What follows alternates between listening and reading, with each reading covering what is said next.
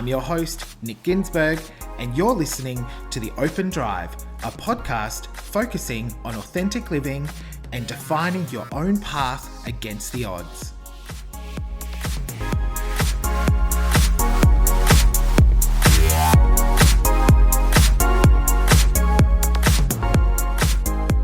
Hey there, welcome to episode 8 and part 2 of my little two-part, I was going to say special, I'm not sure that's the right word though, my two-part series on a period of my childhood that was probably the toughest, and I really wanted to dedicate part 1 to the telling of the story and part 2 the effects that I've felt since then.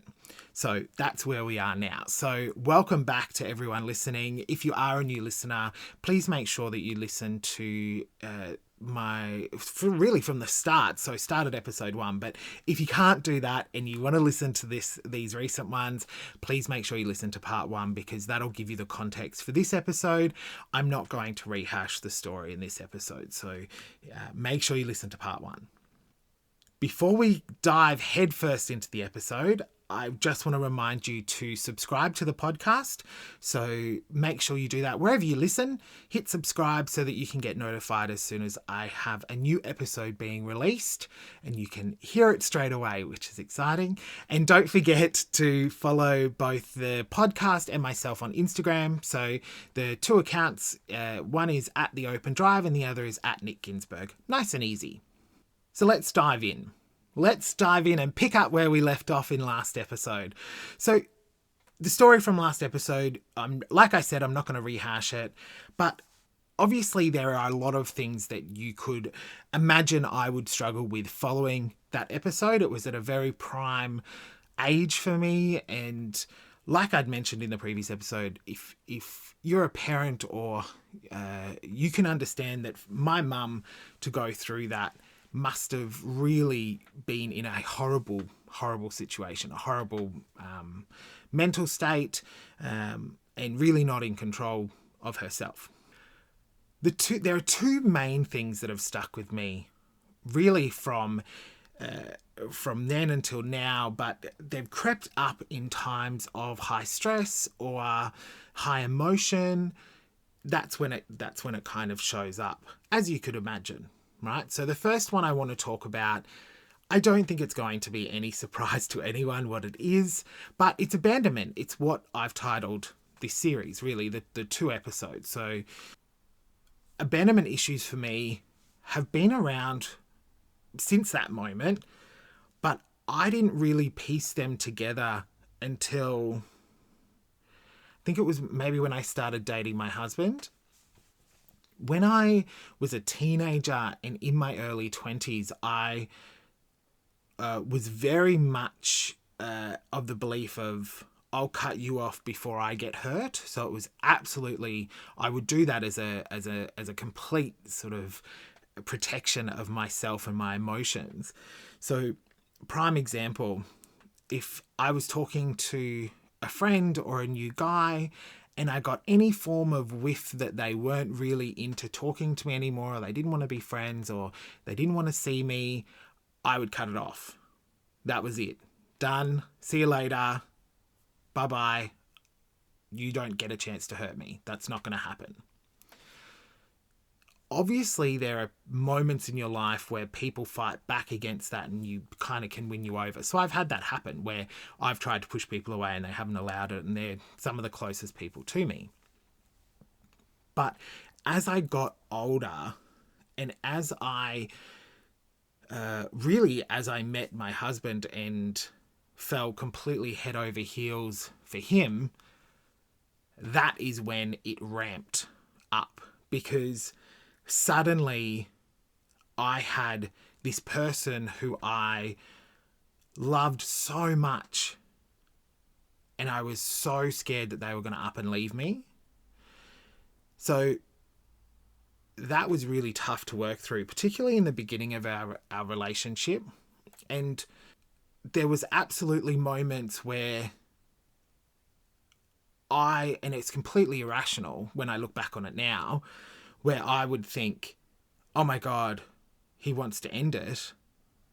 And that wasn't the case at all. Never once has that ever been the case. And that really, it was terrifying for me. It was so scary. And when my mum got sick, so about 6 years ago, maybe 7 years ago, my mum got quite sick and had a series of, I think she had a couple of mini strokes, and then she ended up with dementia, and we had to get her into a nursing home. But she was quite sick for about 12 months, and it was super high stress for me. Super, super, super high stress. Probably the most stressed I've been in as an adult. And during that period, because emotions were so heightened, there was a moment where I thought, oh my God, Ricky's going to leave me. But because emotions were so heightened, this was such a blessing, because I could, in my head, I knew straight away that that feeling was because of what had happened when I was 13. So I was able to link those two together and realize that that's why I'm feeling it. It's not the reality. And I need to talk to Ricky, my husband, about it, and let's move forward. Let's move on. And that's what's happened. Does it mean that's over and done with? Never. And to be honest, I will never not have abandonment issues. That will always be there. I will always feel it. I remember, I think it was probably second or third session with my psych, Dave, and I think I said to him, how do I get rid of this feeling? And he said to me, which was the perfect thing to say, he said, you don't. It's not going to happen. I'm never not going to have that feeling of abandonment. It's never going to go away. But what I can do is acknowledge it for what it is. So this is what I'm feeling. This is why I'm feeling it. And give it space. So don't fight it. Give it space. And I found that really, that was earth-shattering to me when he said that. Just give it space. And it's worked. I had an incident recently, not with Ricky. Thankfully, my feelings of abandonment with him vanished years ago. I think it was after that the one where it was that heightened stress period. And also we're married now, so good luck to him. But I had an episode recently where someone I was quite close with and working with, I could sense that it was about to happen, right? And normally where I would sense that something like this was about to happen, I would instantly cut it off, right? Say, yep, I'm not feeling this, gotta go. And I do that in various different ways, but I didn't. I spoke with my psych and we talked through it as it was happening, and I guided myself really through that period, and it was so good because, yes, in the end, she ended up ditching me, and that's fine. That's totally fine. Everyone has their own path. But I didn't have the reaction that I would have had. It didn't affect me as deeply as what it should or would have, say, 5 years ago, 6 years ago. And that I'm so stoked with. So I have worked on this so much, and to see the results of that is so cool. Like, really cool. Like, being able to work with Dave and notice immediately that there has been a difference in how I would react. The feelings were all still there. So that feeling of abandonment was absolutely still there, and that's fine. But I didn't react that way. I didn't react how I normally would. I processed it and I moved on, and that was so cool to me. That was really, really, really cool. So this sort of thought of abandonment always going to be there, right? I've just got to learn how to navigate it for myself. Make sure that I'm protecting myself to handle it the best way I know how. And I'm so grateful for the people that have fought back and stuck with me. And I really am. And I'm not going to get mushy because I'll end up getting real mushy. But my closest friends have stuck by me. That is so amazing to me. Even when I thought of periods where they just didn't want to see me anymore, they kept coming back. Because, of course, it wasn't reality. It was what was in my head. And then meeting my husband, and this is a bit mushy, but him really showing me unconditional love is just... I never thought that I would have that. I never thought that I would have a relationship like this. And I'm grateful for it every second of the day. I'm so grateful to have him. I'm so grateful to have what we have. It's amazing. I honestly, I'm so grateful for it. Now that we've gotten the mushy stuff over and done with, and of course I meant that from the bottom of my heart. I just like making jokes around mushy stuff. And by the way, it's okay to totally laugh throughout some of these episodes. I know we're talking about some dark and heavy stuff, but I insert jokes because I think we all need to laugh at all times, at a range of things. So if you laugh at an episode, please don't feel bad for laughing. I've had a couple of people reach out to me and say, Nick, that was such a great episode, or I cried, but then you made me laugh and then I felt bad. Please don't feel bad. I'm making you laugh for a reason. I want this to be light and heavy and all of those things. So it needs to be the full picture, right? Now, the other thing that stuck with me, which has been a little trickier to spot at times, has been this thought of being a burden. So when Mum left, there was this feeling that I felt. Obviously there was a lot of emotion and all of that, but I remember worrying about being a burden on Simone's family. I remember worrying about being a burden to my family, so my two aunts and my uncle and my cousins who I stayed with at times as well. I remember I hope I'm not I don't want to be a burden. Just that feeling, and it's not a nice feeling to feel like you're a burden. But what that has manifested into over the years is not wanting help. So not wanting to have people help me because I don't want to burden them with whatever it is I need them to help me with. Now, this could range from like helping me pick out a shirt through to getting help to process what's happened as a child, like that full gamut. It goes the whole way, right? So to go back, this kind of stuff has happened all along. So as soon as someone wants to help me, no, I can do it, I'm fine. Very kind of self-sufficient. Don't worry, I can do it. I don't need help, that kind of thing. Not healthy. Asking for help for a range of different things, like picking out a shirt, is totally fine. And it does not make you weak, and it doesn't make you a burden. And that I've been working on a lot. So a couple of examples. One that was quite fresh. So my husband's family is large. I married into a very large family, a very close-knit large family. And I'm about to say something, and I'm not saying it because I know some of them listen. That is not what I'm saying. And by the way, hello. But they are truly such an incredible family. It is so amazing to be a part of it. I love my family in Queensland as well, as they know.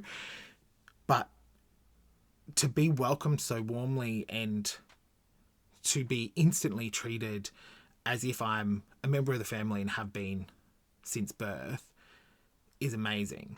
And just, Amazing. So Richard and I moved into a new apartment. We finally bought a place, which is incredibly exciting. Again, something I never thought that I'd ever be able to do. And on our moving day, which was in between the two lockdowns in COVID. So if anybody is listening from COVID police, it was restrictions were not involved. So we had almost all of the family come over at various points of the day to help us move. And we had moving company, by the way, that moved our boxes, but we still had this army of people come to help unpack. Now, I remember at the beginning of the day thinking, no, I just need to do it. And it got me quite anxious. It got me quite worried. And it's not that there was stuff in boxes I didn't want them to see or I didn't want their help because I didn't want them there or anything like that. It was, I didn't want to feel like a burden, like they had to help us. I hope that makes sense. And so they came, and I knew I was never going to say no, because that's the type of family that they are. They will just show up and do it. So it was so good for me, because at the beginning of the day, I was anxious, I was nervous, I was worried. We were unpacked within probably an hour and a half of the boxes being dropped off. It was like a warehouse production line. I have never witnessed, and they've helped us move before, but this was next level. There was people, one at a box, one in between, one at a cupboard, like this army train of my my husband's belongings going into shelves and checking where we wanted stuff. And I got to the end of the day and I said to Richard, I'm so glad that they were here to help. And it really taught me that it's okay for people to help out. I don't need to be a strong, independent woman. By the way, that is one of the best songs of all time. I don't need to be that person. I can get help from anyone. The other thing that happened, so when Richard and I first started dating, within about, I reckon it was 2 weeks of us dating, I laid everything out to him. Because it was like here's my story. Can you handle it? Because if you can't, bye-bye. Like it was very much that, which looking back, it was very much a protection against abandonment. I'm not silly. I know what I was doing. I know now what it was, but then it was hard to piece together. But he was fine. And he's been so compassionate and loving around it. And he is a big believer of seeking professional help, even if it's not a catastrophe and you're not suffering from a huge mental illness, right? So over the years, so we've been together 9.5 years, and I started seeing my psychologist in maybe September last year, so September 2019. And up until that point, he said, I think you should see someone. I think you should see something, and it'd be good to talk through what it all is. Now, I'm going to talk more about that process, and I'm going to talk more about what led me finally to get the help, because it took a few big moments for me to go, okay, I need to talk this through. So I'm saving an episode for that, because it is very much worth it. And there's lots of little stuff I want to share with you. But he'd pushed and pushed and pushed and pushed and pushed in a very nice way. And so when I finally went and did it, one of the first things I said to Dave was, I don't think that I should be taking up a spot from someone who really needs it. And the other thing was, I don't want to open Pandora's box. I'm scared that you're going to lift the lid, I'm going to fall apart, and you're not going to be able to put me back together. He reassured me none of those things were going to happen or mattered. He's a big believer that everyone should see a psych at one point to talk through things, and I'm now of that belief as well. It doesn't matter what it is you're going through, to be able to talk to someone that is removed and someone that understands the workings of the mind is worth everything. So that was phenomenal. I hope this episode sort of gave you, those are just two things. So I want to be very clear. Those are just two things, two of the biggest things that came from that. There's lots of things from my childhood that have crept up on me over the years, right? And they will come up as we dive sort of more and more into this podcast. But those are the two biggest things that have reared their ugly head when I get really stressed. And the thing I want to leave you with on this episode is it's okay to feel whatever it is that you're feeling. If you follow me on Instagram, you would have seen me post this before, but it's okay to feel your feelings. Acknowledge it, understand it, give it space. That is one of the best lessons I've ever learnt from Dave, my side, like the best. So I hope you enjoyed or you got something out of this. Enjoyed sounds a bit off, right? I hope you got something out of this episode. And again, I just want to thank everyone for coming along on this ride with me. It really does mean a lot. I'm so grateful to be able to be sharing my story and to hear from people that it's helping already is just amazing and overwhelming, to be perfectly honest, in the best way, of course. So I'm going to leave you with that. I hope you have a fantastic morning, night, drive to work, drive home, run, walk, whatever it is that you're doing while you're listening to this. And remember, please, if you enjoyed this episode and you enjoy my podcast, please make sure you share it with friends or family, whoever you think would like to hear it. I really do want to reach as many people as I can because I want to help whoever needs helping, whoever needs to hear this story. So, yeah, I hope you have a fantastic time and I will chat to you in the next episode. Thanks again. See you later.